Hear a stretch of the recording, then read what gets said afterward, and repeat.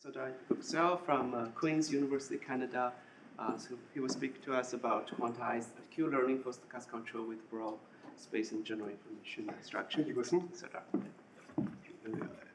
It is wonderful to be here with many of our colleagues who have become friends over several years, and especially I like the meetings where people from different backgrounds that you usually often don't get to meet are able to exchange ideas, and even though some ideas may be unfamiliar first, the ultimate connection hopefully becomes apparent after some time.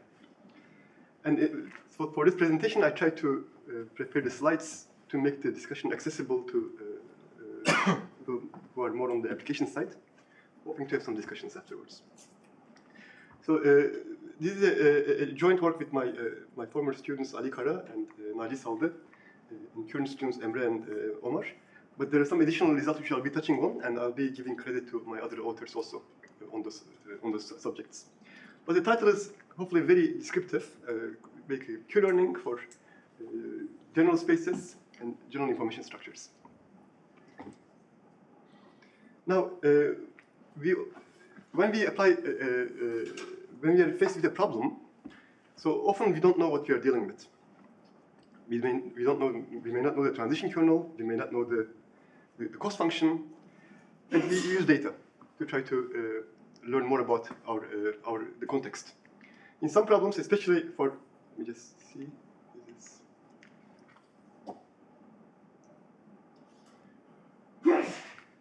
if you don't know anything about mathematics or stochastic control, sometimes you just want to apply algorithms to come up with the solutions. Our colleagues, for example, who are in health sciences, in social sciences, when they apply Q-learning, this is what they do. They run an algorithm, and they hope to arrive at something. Right? But for many problems that we encounter, we know that we are in a very complex setting. We don't even know whether we have an MDP model, because MDP will require that the noise is IID, right? Typically, as Jose was mentioning, you cannot assume that the noise is IID. Or you don't know whether what you're dealing with is a pure MDP, because a pure MDP will require a single agent. Or you don't know if there are multiple agents, because in multi-agent learning, for example, you run an update, but you really don't know who is out there. Then the question is, what can you do for such problems?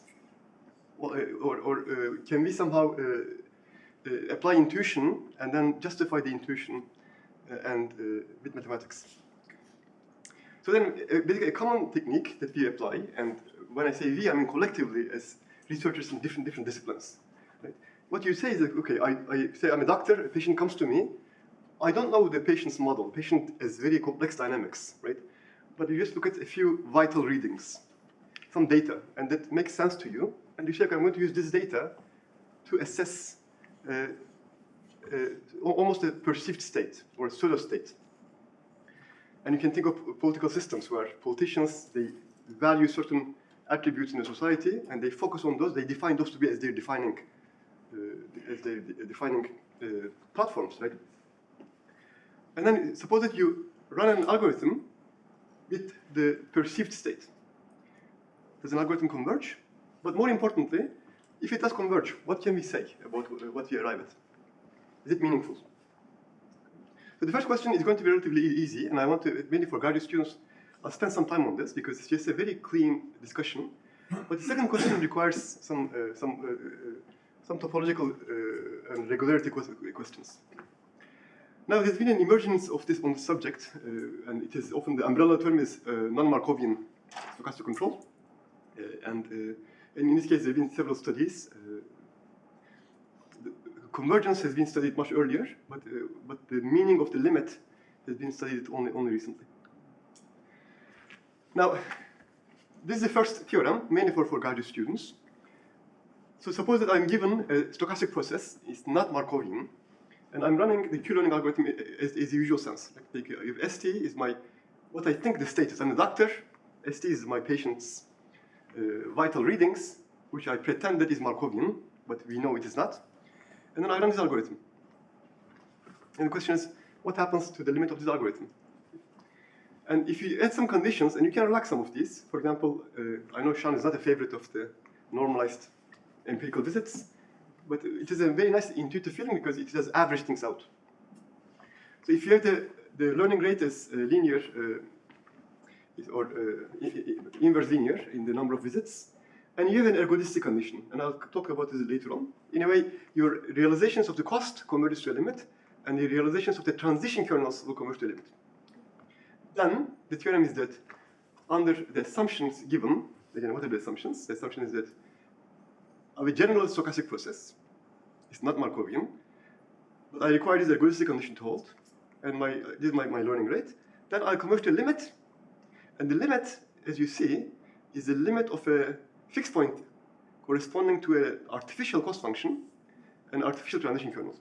So in a way, I solve a Q function, fixed point of a Q function, corresponding to a Markov kernel defined by the ergodic theorem.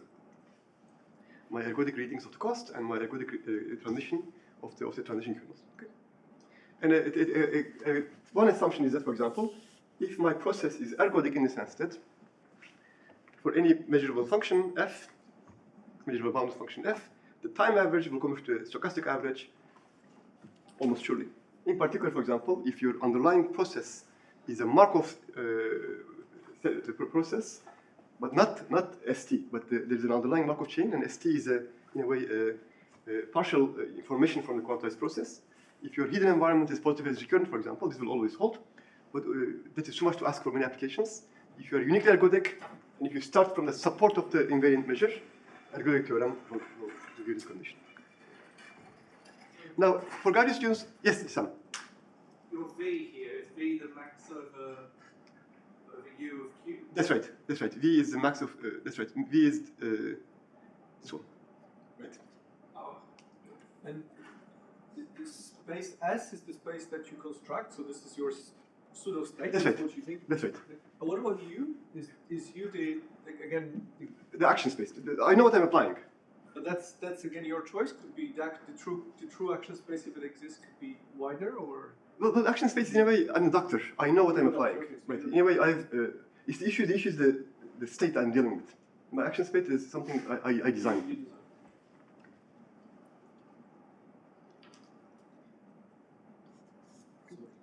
Yes. So it's not saying that I get the overall optimal, not I get No, optimal I go to something. one I Listen, I go to something, right?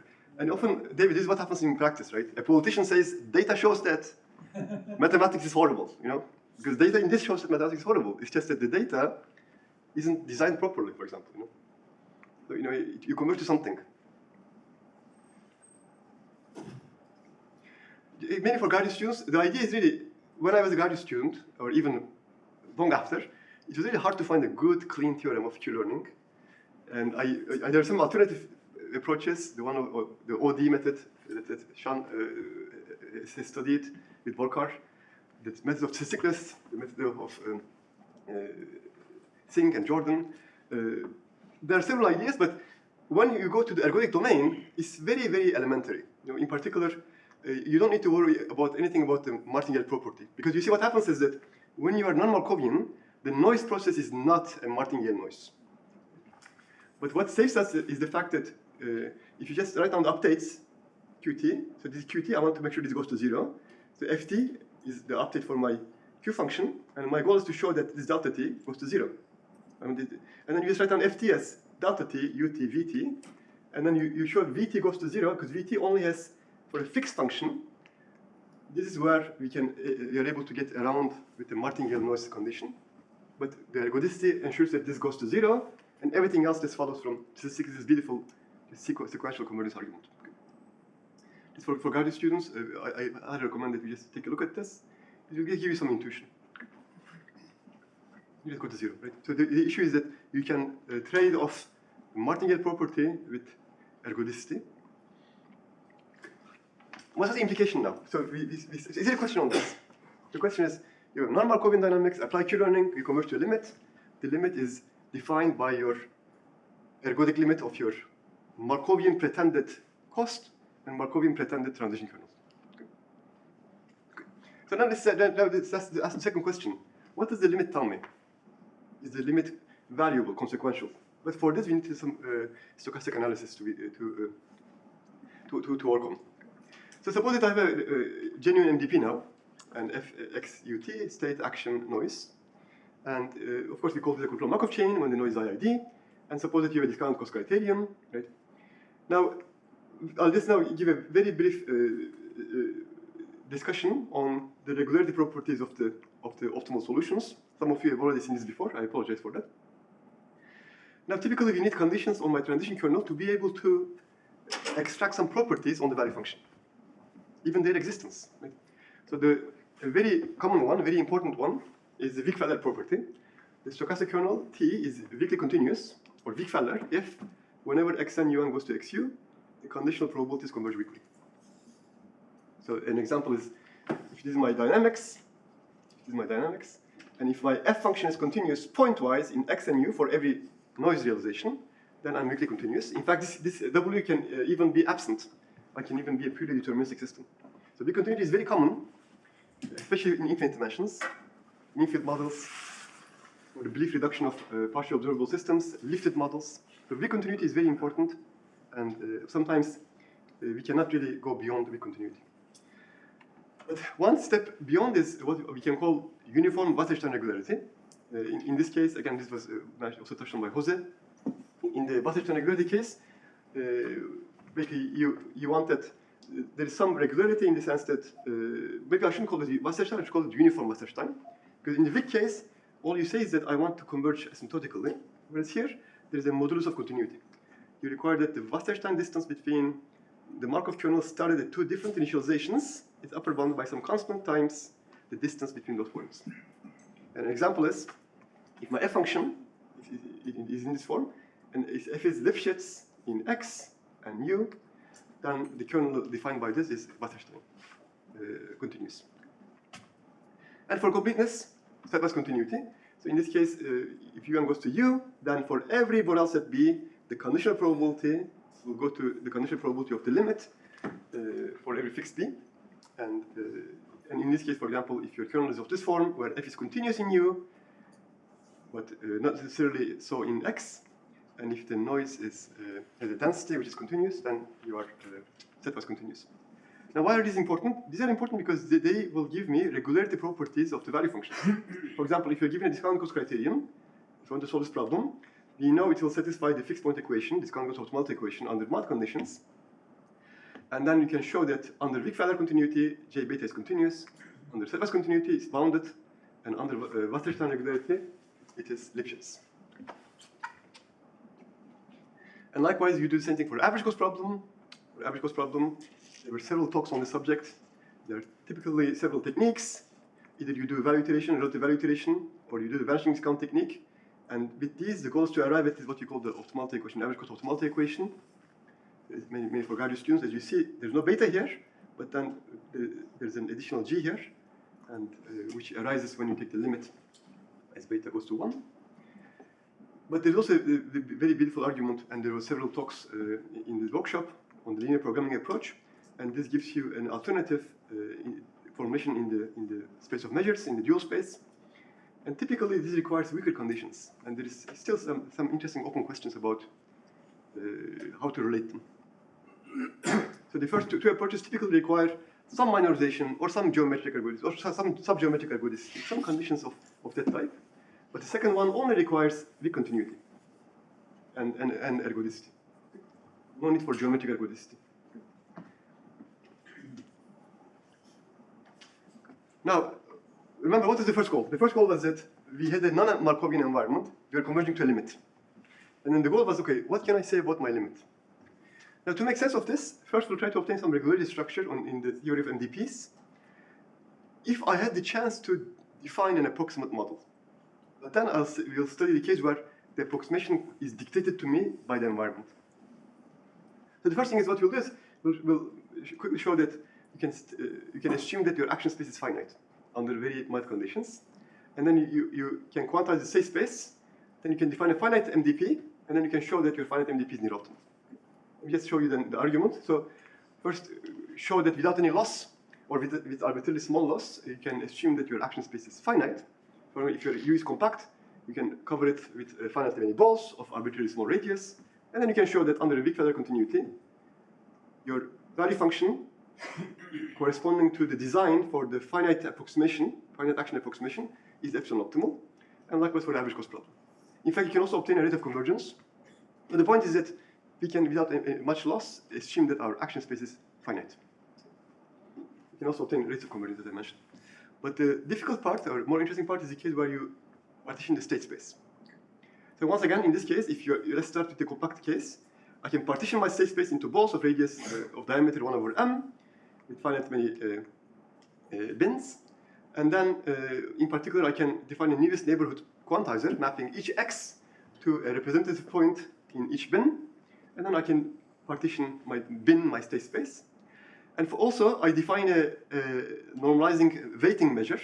With the weighting measure, which will have full support on each bin, I define an approximate cost function. In this case, what you do is that you take the average of the cost for each bin, and I dictate this to be my finite representation of the cost. And then likewise, I define the push forward of the conditional probability measures, take the average over the bins, and I dictate this to be my approximate finite model. And with this, I have a finite model for my cost function and a finite model for my transition kernels. And we'll soon see the connection with the limit of the Q-learning iterates. And in this case, several quick results. If my state space is sigma compact, then what I can do is I can partition my compact domain with a number of bins with diameter going to 0, and then I can define my outlier overflow bin as a single bin. And what you can show is that only under weak feather continuity, the policy that I obtain from the finite approximation is going to be converging to the optimal uniform over compact sets. So only under weak feather continuity, you're able to show that the finite approximation is going to be near optimal. Now, when you have Wasserstein regularity, you're also able to obtain a rate of convergence. In particular, you can obtain a crude bound, and as Sean will rightly point out, you can improve these conditions if you have further structure on your model, and likewise for the average cost. And finally, you can also, and I will improve some of these bounds later on. But here, I want to say that we started with a non-Markovian dynamics. We go to a limit, there's the limit, and we want to make sense of what the limit tells us. But to gain some intuition, I discussed some approximation results. Now let's go back to our motivational setup, right? Suppose that I'm dealing with a very complex system. I pretend that what I see is my true state.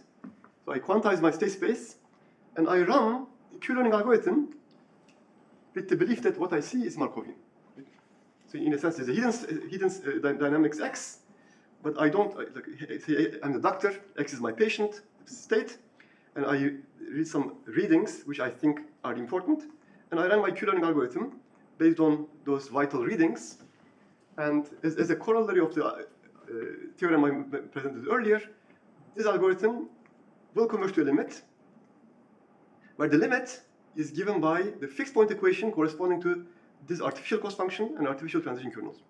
And note that the weighting measure here is now not something I design myself, but it is dictated to me by the invariant measure of the exploration, invariant measure of the hidden process under the exploration policy. Yes, David? So to check that I follow, so we have these ergodicity assumptions from earlier, right? Yes. But we're solving a discounted cost problem. That's right. Okay. No, ergodicity is only relevant for the C function to converge. See, the problem is still a discounted cost problem. But you see the connection with the approximation now. Here, in the approximation part, I was able to select these measures arbitrarily, but in this case, they are dictated by the invariant measure imposed by the exploration policy. So Sean made a remark yesterday about the Q-learning's variance, right? And we made a point that the fixed point depends on my policy. It's exactly in this fashion. Basically, what you do for learning impacts your perceived model, which impacts your control policy. It's not the case for the standard finite Q-learning. For finite Q-learning, it doesn't matter what you do as long as you visit every state action infinitely often. You are square summable, but not summable, right? But in this case, what you do for learning impacts what you arrive at. Yes? So I just understand, so once you decided on bins, you run it and you converge. And then your previous results say that as bins get smaller, things will converge to the true That's right. thing. But that, so essentially it's a loop over infinite learning processes. So you're not like somehow simultaneously learning the policy and refining the bins. You fix the bins, you learn the policy, and then you do it again with finer bits.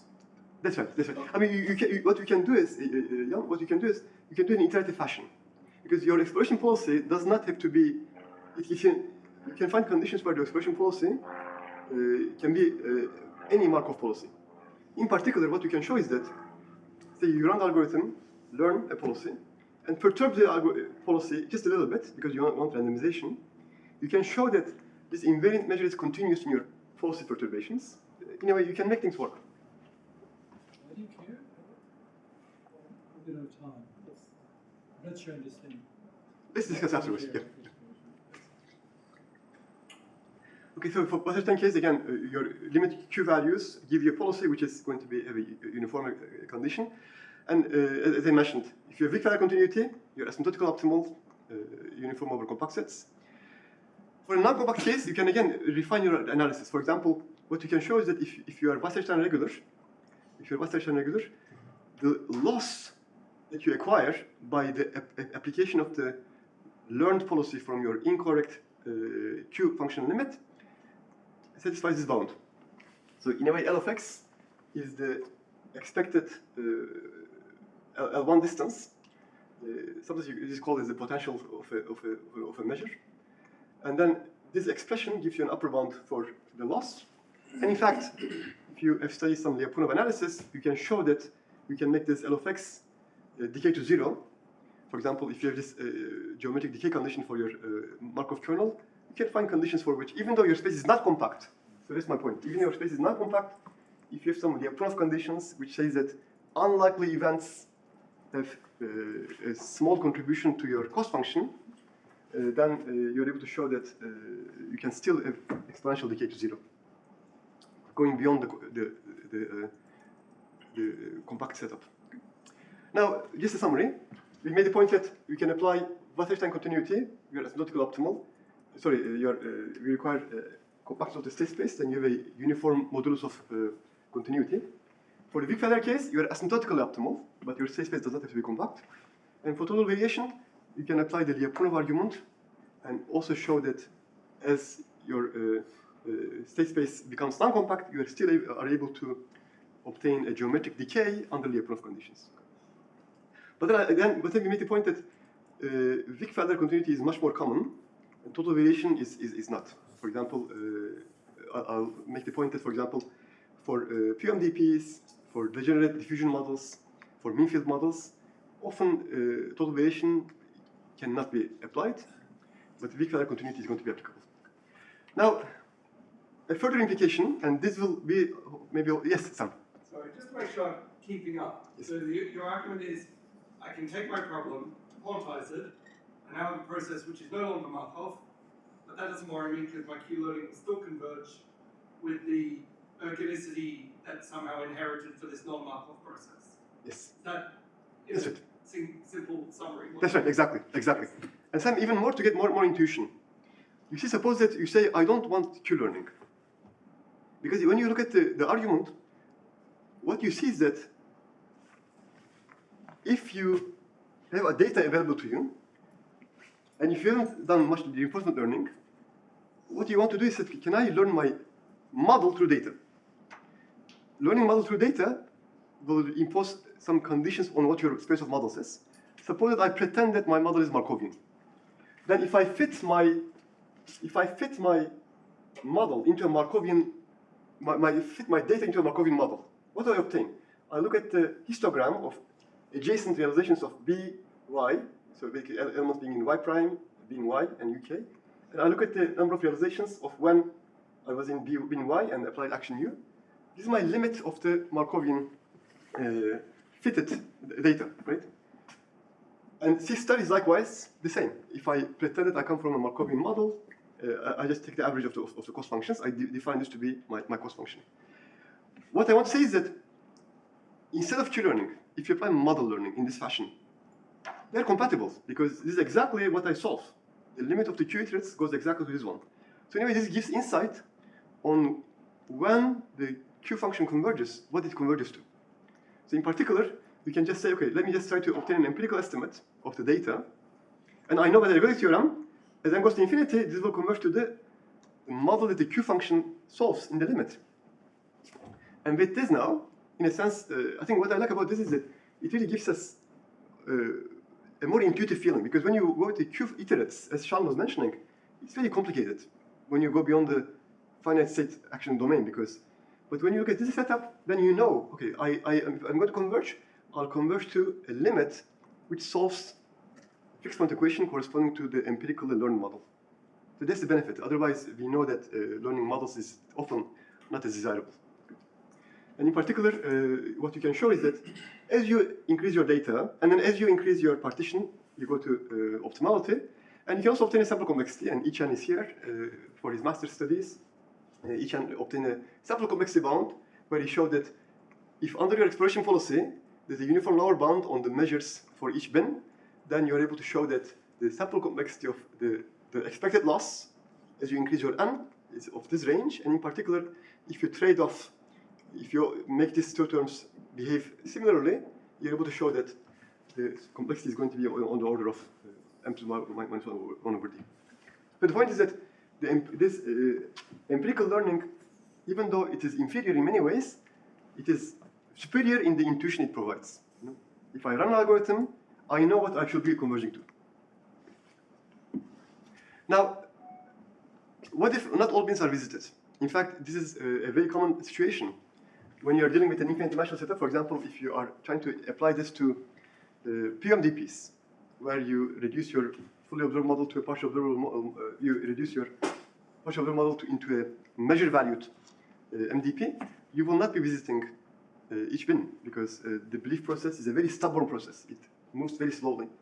So in this case, what you can show is that if you have unique ergodicity under exploration, and you can find conditions for this, you don't need positive recurrence, but you just need unique ergodicity. And if you start in the support, so again, there are two issues. One, you will not be visiting each bin, which means that you will not be able to train your model for those bins. And the more serious problem is that when you run it in an actual system, under the control policy you've acquired from your trained system, you want to make sure that you don't wander into the uncharted territory. And for that, basically what you can do is that if your starting point is in the support of the invariant measure, and then your kernel is Wickfelder, and the bin edges have measure 0, then by a portmanteau argument, you can show that you will never be leaving the safe zone. So in a way, you can get around the condition for your hidden process not to be positive recurrent. Because with positive recurrence, it doesn't matter where you start from, but often there's too much to ask. Again, for average cost, again, similar ideas apply, but I will skip the average cost discussion altogether. But say issue is that everything goes through. Everything goes through. Now, then we have a recipe now for us. The recipe is that if I know Wickfelder regularity is good enough, then I can have a very general recipe in the following. Give me a model, lift it to an MDP, metrize the space and action space to ensure my new MDP is Wickfelder continuous or Wasserstein continuous, quantize model, and apply quantized Q learning. And this turned out to be a very rich recipe for many applications. For example, I'll just briefly mention how this can be applied to QMDPs, control diffusions, and multi-agent models. Again, the message is that if you have an MDP or an equivalent MDP problem, apply the quantization, run Q-learning, ensure that the unique ergodicity discussion applies, then you're able to obtain convergence to near optimality. Okay? So let's, second application, PMDPs. So in this case, as you see, you have a dynamical system evolution in this form. You have measurements, but I only see the measurements, right? I only see the measurements. I don't have access to, I only see the measurements. I don't know the state. My information is only the measurements, right? So in this case, I define tau to be my transition kernel and O to be my measurement kernel. So tau is my transition kernel and O is my channel from my state to what I see. Now, a standard result, as many of you are familiar with, is that even though my X process is not visible to me, my conditional probability measure, my belief, is known to me. And in particular, the belief process is a Markov process, is a measure-valued Markov process. And its transition kernel is also well-defined. In particular, if you go from a given belief to the next belief, given the action and the measurements, from this you are able to define the kernel from the probability space to measure some probability spaces. And then in principle, I'm able to construct Markovian kernels. Furthermore, again, mainly for graduate students, you can show that by the iterated expectations, if this is my information, take the expectation of the expectation, you can write this cost function in this form, where your cost function is also only a function of your belief. Therefore, you have an MDP now. Your state space is not X, but a set of probability measures on X. Your action space is the same. Your cost function isn't C, but it's C tilde. And your kernel is not tau, but it's eta. Okay. Now, of course, this reduction has been known for a very long time, but the regularity properties of eta has only been recently studied. In particular, Feinberg and our colleagues in Britain, Dan Christen, and they've studied the conditions for which the filter process is Wickfelder. In particular, if your transition probability is weakly continuous and your observation channel is total variation continuous, then your eta is Wickfelder, and we were able to generalize this to a case where your transition kernel is total variation continuous, but no conditions on the measurement kernel. Then your kernel is going to be weakly continuous.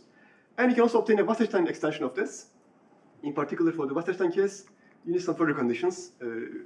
The point is that you can find conditions for which your lifted MDP is Wickfelder or Wasserstein regular. In particular, when this condition holds, you are able to show that your filter process is going to be either Wasserstein regular or Wickfelder. Now, what is the benefit of this? Again, apply the ideas now. I now know that my belief MDP is Wickfelder. Apply quantized Q-learning. Quantize my belief values, and then run the algorithm. When I'm quantizing my belief values, run the algorithm. I will converge in the sense that if I have only a Wickfelder property, asymptotically I'll converge to near optimality. If I have Wasserstein regularity, it's a modulus of continuity. So those of you who have studied Wasserstein regularity for probability measures, in fact, one way to upper bound this to quantize the initial state first, and then quantize the set of probability measures on the finite simplex. Then you're able to obtain a very useful upper bound. And as a further implication of the same analysis, and this I did discuss this with some of you who were in a workshop in France 2 months ago. So you're also able to obtain an alternative reduction in the following sense, and my colleagues in robotics, they love these types of results. So for example, in the belief MDP setup, what you do is that you replace the entire history into a given posterior. You give your posterior to be your sufficient statistic. But if instead of you use the posterior at time t, and then you go backwards and use the posterior or the predictor at t minus n, and then use the finite window. And if you view this as your state and not this, then you're able to show that this is also a genuine MDP. And then now you can apply quantized Q-learning for this quantization where you hold on to your finite window, but then you suppress pi into a fixed pi hat, which means you just ignore pi. Then you're able to show that this setup leads to the following upper bound. Run your Q-learning as if your finite window is your state. Run the finite state. Basically, you run your Q-learning with your finite histogram. Finite window is your actual state. Again, it's very intuitive, right? I'm a doctor. I use my patient's, let's say, 2 months history as my state. If my patient is doing better, I keep changing things up. Right? So then you can obtain an upper bound, and the upper bound, if you do the quantized Q-learning analysis, is related to this term. This is the difference between the conditional probability measure for the true initialization and for the arbitrary initialization, total variation, take the expectation, and this is exactly what we look for in what we call filter stability. So you're able to obtain basically bounds for which LT goes to 0 as n goes to infinity under the Hilbert metric or under the Dobrushin conditions. Yes, David? So we've dropped the prior completely. Yes, you dropped the prior, that's right. We only work with data, finite window. Now the same analysis applies to multi-agent systems. Again, we do the same idea. Lift the problem, make it Wickfelder, apply quantized Q-learning. Okay. So suppose that you have a multiple agent system. X is your state. You have several agents applying actions. And so here's a depiction. So you have a hidden state. Jan is seeing Y1, applying U1. I see Y2, apply U2. And right. say Jose is seeing Y3, applying U3, right? We don't know what each other knows, but we are trying to collectively minimize a cost function. Right? So this is a typical setup in what you call a team problem. With, in a way, it's a generalization of the single agent partial observed problem. Now, such problems are known to be difficult. In particular, it is very well known in the control theory community, but maybe not as much so in the RL community. For example, even a basic problem involving linear quadratic systems with non-classical information is a very beautiful example, counterexample by Wissenhausen, where he shows that if the information is non-classical, meaning that information is non-expanding as time increases, information is non-nested, then an optimal policy exists, but it's not linear. But we don't know what it is. We just know it's non-linear because it's very, very complicated. Okay. So now the idea is that, okay, now give me the multi-agent system. Each agent has local information. And suppose that I give each agent some common information. Okay.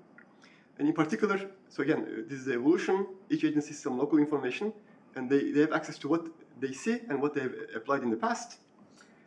And now, if just to give some insight, suppose I give you 3 information structures. In one, agents share information with one step delayed. In another one, agents share information in a periodic fashion. For example, we are in a firm, and every Monday morning we meet, and then we share everything we have, and for the rest of the week we are separate. And ultimately, the main issue is the case where there is no sharing of information. Everything is decentralized. So in this case, what we do is that, in this case, what you can show is that if you put a proper metric on your action spaces, where your actions are now going to be function valued, then you are able to show that you are able to obtain a setup where your state and action are defined in the following form. You are able to show a very useful measurability result, which says the following. If each agent uses the local information and common information to actions, instead of this now, I can define a new map where I use the common information and I map this to a set of functions. In a sense, there's a measurability question. Can every measurable policy of this type be written in a measurable policy of this type where I'm mapping the common information to my function valued actions? And you can show that indeed, yes, that's the case. You cannot have a measurable equivalence property. And you can show that you have an MDP where your state is the conditional information given the shared information on the state, and then the actions are the actions of each agent, and that with the product topology, where each of them has the Young metric. And in this case, you have, again, an MDP. Right? So then you do the same thing, you run the algorithm, you are Wickfelder, and the idea works. And just in the 2 minutes, I'll discuss the case for the diffusion case. The same idea applies. So I have a diffusion process, drift and diffusion. I have a running cost, and I can do discounted cost, or I can do the average cost setup. In this case, what you do as the first instinct is conditions for existence of solution. Apply a discrete time approximation. So suppose that I sample my system with piecewise constant control policies. This induces an approximate, again, this induces a genuine MDP, on which I can apply the theory. Yes, David. How important is it you're not controlling the diffusion coefficient? For our result, it's very important. For our result, but you can relax it. So what you can show is that the optimal value of the discrete time model converges to the value of the continuous time value, and you can show that when you apply quantized Q-learning for this model, when you apply quantized Q-learning for this discrete model, then you are going to be asymptotically optimal for the diffusion model, for both the discount cost and the average cost case. For the average cost, I want to say the following. This is applicable for both the discrete time formulation and the diffusion formulation. As the diffusion coefficient goes to 0, then a near optimal policy for the diffusion discounted cost problem is near optimal for the average cost problem. So that gives you a very slow, but nonetheless rigorous convergence argument. Or for the average cost case, you're able to obtain directly contraction on the discrete time model. But for the diffusion case, that is much more difficult. For the diffusion case, we have to use the fact that discounted cost policies are near optimal for the for the average cost. In summary, I know we started 5 minutes late. First we started our presentation with the general convergence result, Q-learning with non-Markovian environments.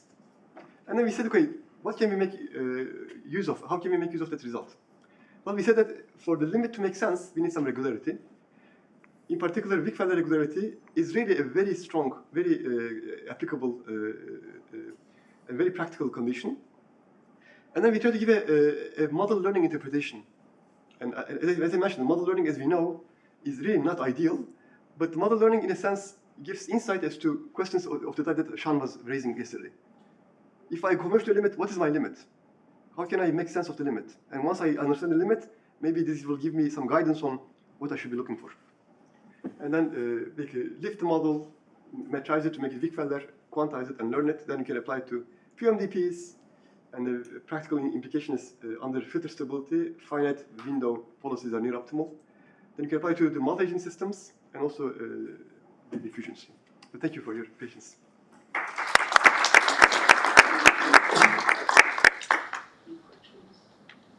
Yes, Sam. So, very nice talk. Particularly when you start talking about multi-agents, it's important to think about what exactly you mean by a Markov lift. Yes. So I'm just trying to understand. So if I think about the repeated prisoner's dilemma as an example, the problem fundamentally changes if I allow my agents to have one period memory, because we know there are different Nash equilibria for that problem. Right. And so I'm just wondering, because everything you said seems to assume that there's one Markov lift. Yes. You know, in general, there's many. So what goes on there? So you see, this is a team problem, not a game problem. Okay. For games, the problem is fundamentally more difficult. So for this case, it's like this. As I said, we are meeting every Monday morning. Now the lift is the following. Monday morning, we all get together, we all share everything, and we say, Sam, you'll be doing this, Gosen, you'll be doing this, Jan, you'll be doing this for the rest of the week. I don't know what you'll see, but if this happens, you'll do this, if this happens, you'll do this. And then, in a way, that map of what will happen, what will Jan see for the rest of the week, is his action now. But it's a map from his private information to his action. You put a Janka topology on it, you metrize it, and then you're able to show that with this formulation, my conditional probability on when we meet on every Monday morning is my state, and my action is what each of us will do for the rest of the week. Then you're able to show that this defines an MDP with a corresponding cost function and corresponding transition kernel. And for games, you see, for game theory, it's fundamentally different. For game theory, Markov equilibria, for example, what do you mean by Markov equilibria? It depends on what your Markov state is. If you, for example, if you only use the current state, Markov equilibria doesn't exist for many problems. But if you allow for history, Markov equilibria will exist for many problems. So in a sense, for games, things are much more delicate. But this is the case where we have a team problem. We are cooperating together. I think David has a question. Yeah, if we have a moment. So, yeah, it is a very nice talk. I'm just trying to square. What does this tell me with sort of the reality that everyone sticks just a neural network behind the Q function and tries to learn that? Is there anything that kind of I can glean from that theory about whether that will work or not work? Well, in a sense, I think it's an open question, right? Because if you know what you will converge to, I mean, going back to Sean's presentation, right?